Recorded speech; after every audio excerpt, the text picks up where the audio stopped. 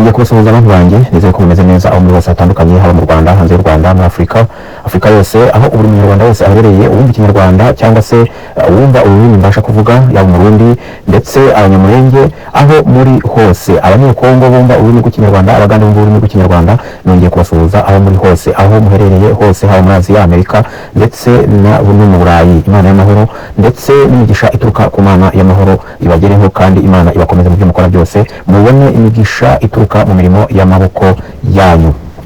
Ngarutse rero aka kanya ngira ngo twongere tuganire mutere agatebe mutege amatwi hanyuma tuganire kandi duhane ibitekerezo. Uyu mwanya ngarutse nje gushima kuri uyu mukobwa wita Nyambo Jessica waterewe ivi mu minsi ibiri ishize, ibintu byagiye bivugwaho mu buryo butandukanye cyangwa se hari ababishimye hakaba n'ababinenze ndetse hakaba n'abandi bagenda bagarukamo bashaka kumuteranya n'inshuti ze. Ibyo byose nibyo tugiye kugenda tuganiraho, wowe umpe akanya utere agatebe hanyuma duhane ibitekerezo kandi tugire ibyo dushima tugire n'ibyo tunenga mu rwego rwo kubaka sosiyete nyarwanda ihamye ifite indangagaciro kandi yubaka abanyarwanda n'abanyarwandakazi muri rusange.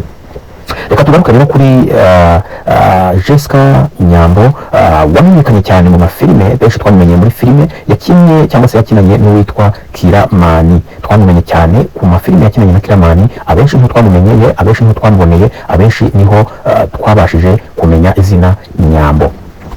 Abakanye ndagira ngo ngaruke shima kandi ndashimira abantu babiri by'umwihariko, ndashima Nyambo ubwe ndetse ndashima na Kiramani bakinanye, Kiramani batangiranye, Kiramani ushobora kuba uyu munsi yaramugize uwo ari we cyangwa se yaramugize Nyambo uyu munsi turiho tuvuga. Reka rero duhere kuri Nyambo umukozi, umwana ugira indangagaciro, umwana w'umukobwa wiyubaha ndetse akubahisha n'igitsina gore cyangwa se akubahisha abagore muri rusange. Nyambo yamenyekanye muri filime yakinanye na Kiramani, tumumenya nk'umukobwa uzi kwihiringa kandi uzi gukina neza, ukina role ahawe yose akayikina neza kandi akayifitinga ikaryohera buri muntu wese ubasha kuyireba. Nyambo ubwo yagaragaye nk'umukobwa wiyubaha mu mafilime, turamenye kenshi ko uyu mukobwa amaze kuba umusitari yitwara uko abonye, abenshi bagatangira kunywa amayoga, abenshi bakajya mu burara, abenshi bakishora mu burara, abandi ugasanga biyanditseho, ariko iyo mico yose ntabwo twigeze tuyibona kuri Nyambo Jessica, ahubwo twamubonye nk'umukobwa wiyubaha. Akenshi mu itangazamakuru uburyo yagiye agaragara nk'umukobwa w'ibitekerezo bihamye, nk'umukobwa ufite indangagaciro, nk'umukobwa ufite ibitekerezo byubaka sosiyete nyarwanda ndetse cyangwa se bitiza imbaraga umukobwa kazi w'umunyarwanda. Nyambo rero yagiye agaragara nk'umukobwa kuko ufite indangagaciro kandi wahawe uburere, wahawe indangagaciro za kirazira muri we. Yagiye avugwaho byinshi bitandukanye, yavuzweho byinshi ndetse bimwe na bimwe bisa naho bije kumuharabika, ariko ibyo byose yakomeje kubyitwaramo neza, yakomeje kubihandoringa mu buryo bumwe cyangwa ubundi kandi agenda bitambukamo yemye. Murabizi hari isaka rigeze kubaho cyane ku ma social media, mu mbuga zitandukanye za social media bagenda bamuharabika yuko Nyambo anuka, ariko ibyo byose yagiye abihandoringa abinyuramo yemye kandi nta pressure na nkeya abigizemo, abitambukamo, ntiyagira uwakomeretsa, ntiyagira uwatuka, ntiyagira uwasubiza, ibyo byose abitambukamo mu kinyabupfura cyiza ndetse no mu muco yatojwe, abitambukamo nta muntu akomerekeje. Nyambo rero nguwo niwe uyu munsi ubashije gutera intambwe, akaba yerekanye umusore mwiza, yerekanye umusore ubona koko nawe ufite ikinyabupfura, umusore ubona ufite indangagaciro, umusore koko ubona ko yiyubashye. Ibyo byose ntabigeraho utitwaye gutyo mu buzima cyangwa se muri sosiyete tubamo ya buri munsi.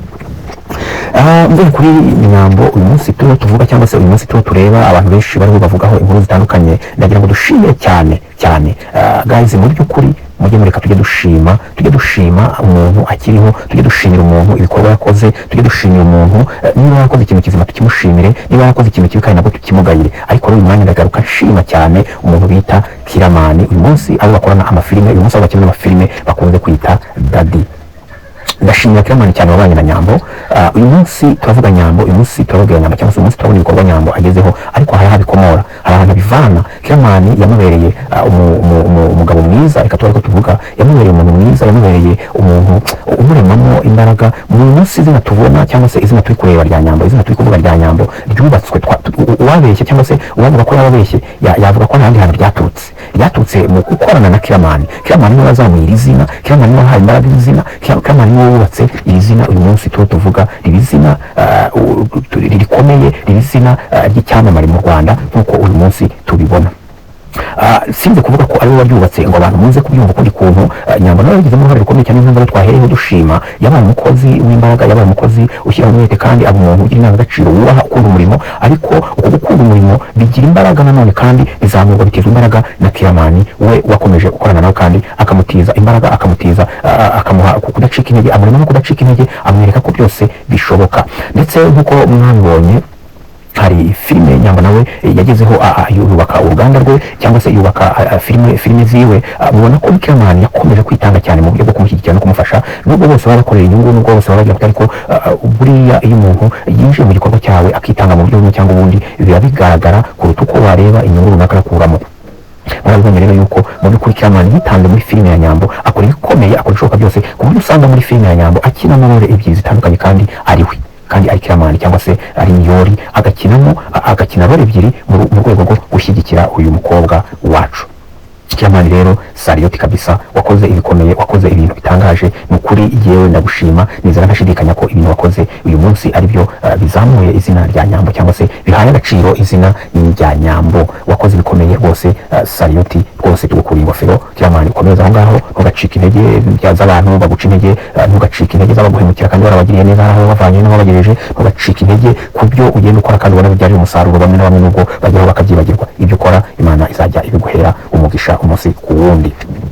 Kiramani rero Sariyoti ku byo wakoze.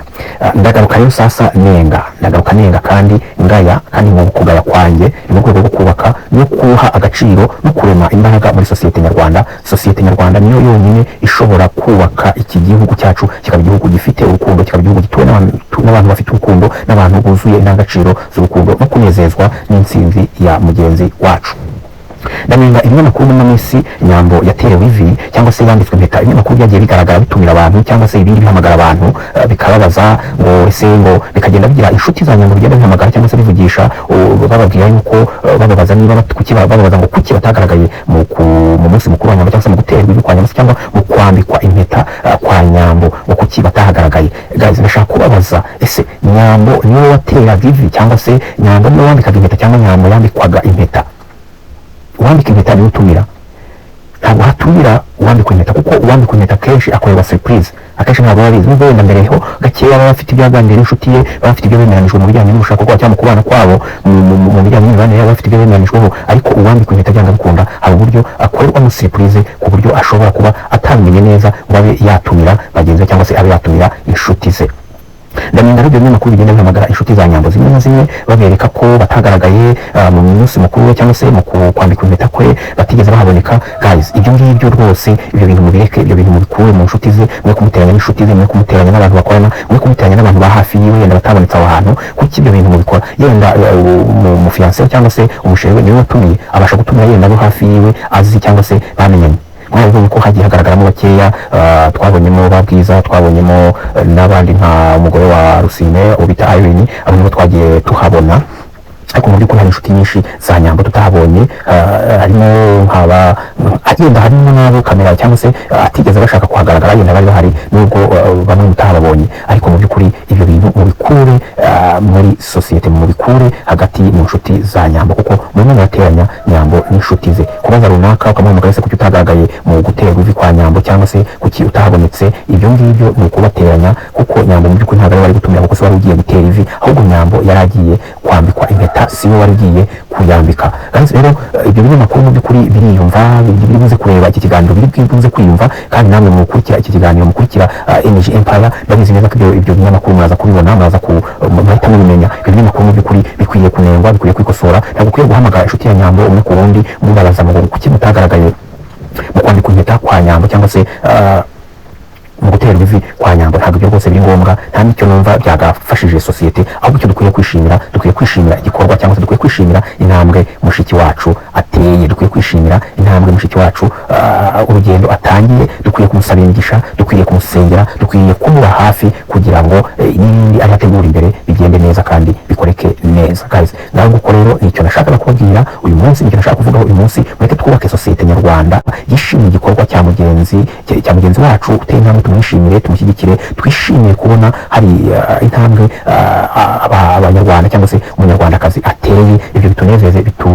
bidushimishe kuruta gushaka impamvu runaka, kureba defo yaho ibintu bimwe na bimwe bitagenze neza ugasanga tubyuririyeho ahubwo tugiye gusenya ikintu umuntu yatangiye cyangwa se ikintu umuntu yifuzaga kugeraho, tugiye kugisubiza inyuma, kandi mu by'ukuri twagakwiye kugitera imbaraga ahubwo akabasha kugera ku cyo yateguye cyangwa se ku cyo yifuzaga. guys, ngaho nguko rero mukomeze kugira impagarike n'ubugingo, nicyo nashaka kubabwira. Icyo kintu rwose abo bantu bigaye, abo bantu bagenda bashaka guterateranya inshuti za Nyambo, bamwe babereka yuko batigeze bagaragara mu munsi mukuru we, batigeze bagaragara mu kwambika impeta kwiwe, ibyo bintu rwose tubyihorere, tubireke. Ibyo bintu nta nyungu, nta kintu byunguka na gitoya, tubireke, tubishyire ku ruhande, twishimire igikorwa umukobwa wacu Nyambo yakoze, twishimire intambwe umukobwa wacu Nyambo ateye. ngaho nguko rero mukomeze kugira impagarike n'ubugingo, mukomeze guhirwa kandi muryoherwe n'umunsi Imana yaduhaye.